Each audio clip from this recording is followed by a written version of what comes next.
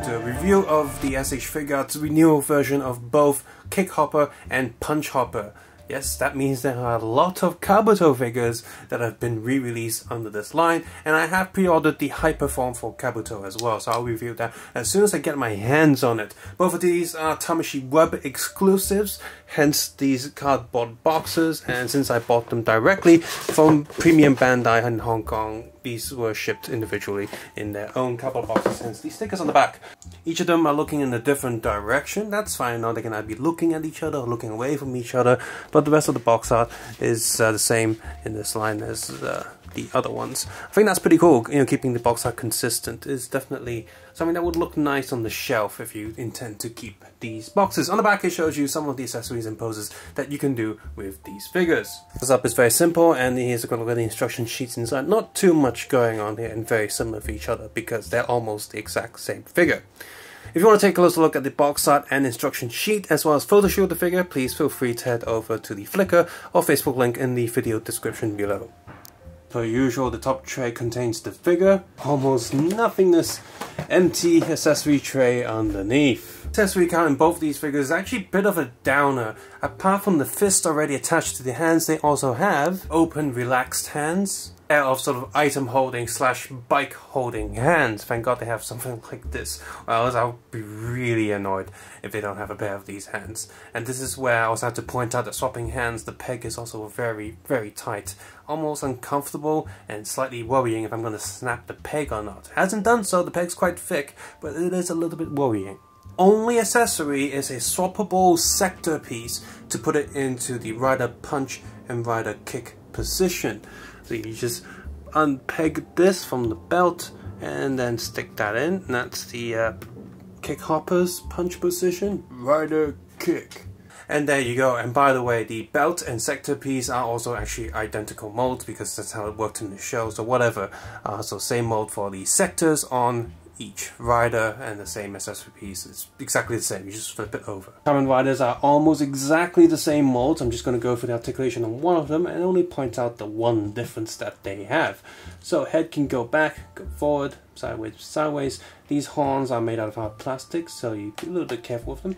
Shoulder pads can come down unhinged on another ball socket, just like some of the other riders in this SH Figuarts line. If you have any of the previous riders, you know what to expect here. So movement is pretty good, and thank God they don't pop off these ball joints that easily. Phew. Shoulder ball socket going on, so, and you also have a hinge, up, down, full rotation, upper arm rotation here, double elbow joint, and shoulder pads are in there okay, but they can still fall off because they're not glued down. Hands on as a ball peg that's on a swiveling joint, so quite a bit of movement there, but the way the armor is built, it does block it somewhat, but the joint is hidden pretty well, I'll say that. Torso goes down a bit, double ball socket for the hip and torso, but you can't go back too much, so that's a bit of a bummer. In fact, I can't go back at all, that's as far as it will go. It's annoying. Oh, and belt is loose, hiding the joint. Leg goes up, back, sideways, full rotation here. Ooh, that didn't sound good. Double knee joint, and foot is on a peg and swivels, up, back.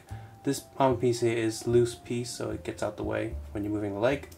Sideways a little bit, and another sideways. Toe joint goes about 45 degrees, almost 50, and the bottom of the shoe has a little bit of metallic print thing going on. And on KickHopper, of course, you have the rider kick gear, whatever you want to call it, and this one is articulated, so this goes down, and then you flip this open, and it's in the kick position, and then do the reverse, push that up. It is a little bit stiff, so you're definitely going to want to use two hands to do that. So that's the different part. So on PunchHopper, of course, you don't have the kick bit, you have the arm bit, so that comes down. I think this one's stiffer than the kick one, and you move this piece outward, and there you go. He's got the rider punch gear going on, and you can move that back. Mine's actually slightly slanted. I think I need to get some hot water and unbend it. And oh, it's come out. Move that back up. And yeah, these are just little peg things, so they can come out quite easily if you pull on it. They don't fall out, which is good. So I think this is actually a pretty good design. If you drop these riders, the last thing you want is to snap these plastic. They're not the hardest plastic, so it's quite durable. It's just ever so slightly bendy to make sure that they don't break. But you know, the unpegging of it is probably a good idea. So when you drop this, it will unpeg from the figure instead of snapping. So I think that's pretty good. Both Kick and PunchHopper are molded pretty much exactly the same, and they have the same quirks. The overall molding is pretty nice and highly detailed. The compound eye effect is also very nice. The helmet especially is very good. I also love the neck joints, how you can definitely do that sort of head depressing, rotating and turning if you want to do that. So if you're doing animation and stuff, it works perfectly. The figure can also stand pretty well on one leg, so you can do some kicks and punches if you want to. And I'm just overall very pleased with the sector mold as well. The sector can come loose a little bit easy, but it's not too bad. It's not down to something like Kamen Rider Wizard or some of the other riders where the pieces keep falling off. That's really irritating. It doesn't get irritating here, so that's good. The punch and kick gear has a little bit of tendency of popping off, so that's a little bit annoying, but it's not that bad. It's acceptable.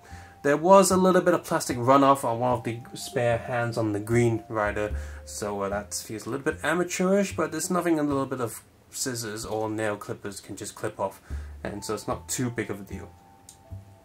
The paint job on both of these figures are also very nicely done. I have a little bit of a black bit missing on the back of PunchHopper, but otherwise the paint job and spray job are very good, very nicely done. The sector itself is also made in a slightly softer plastic, so you don't have to worry too much about the little antenna on the sector snapping. Accessory wise, these two riders are quite disappointing. They actually have less accessories than the original figure. One of the most important accessory is of course the instant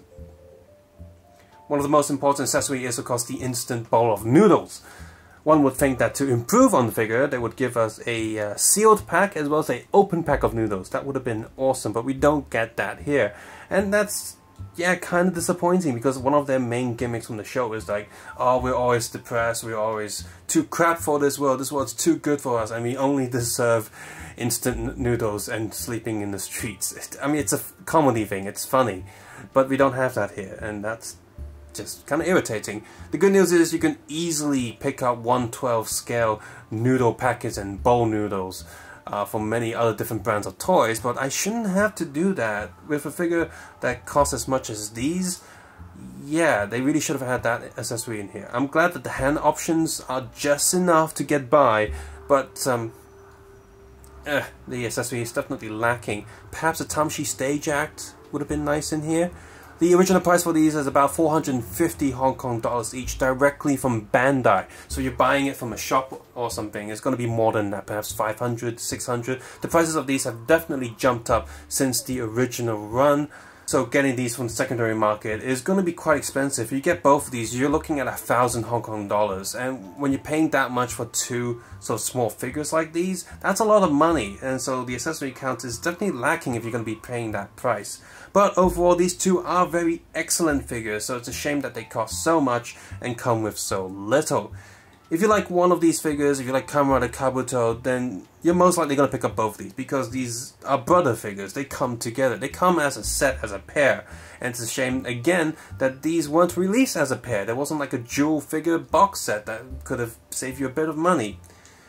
So bottom line is this: if you like Kamen Rider Kabuto, you're gonna pick up both of these. If you can really resist doing that and only pick up one, pick up the green one, because I think the green one just looks nicer in terms of the colors and all that. And of course, rider kicking is much more prominent as a rider feature than punching. So, you know, rider kick is a thing. If you're just a general Kamen Rider fan, you might want to give these a skip due to the price, or pick up the old ones. They're not that bad. If you found this video useful or entertaining, please consider clicking the like button, subscribe button if you haven't done so already, and share this video with other people. Also leave a comment below on how you feel about these figures compared to the old ones if you have them, or how you feel about the design of these figures if you like Kamen Rider Kabuto in general. As always, you can support this channel by turning ad block off, but if you don't want to do that, or hey, if you want to buy me a pack of instant noodles every month, you can head over to Patreon and give me a little support there. That would be highly appreciated. But of course, just watching this video and just sharing with people and supporting this channel in any ways is also very much appreciated.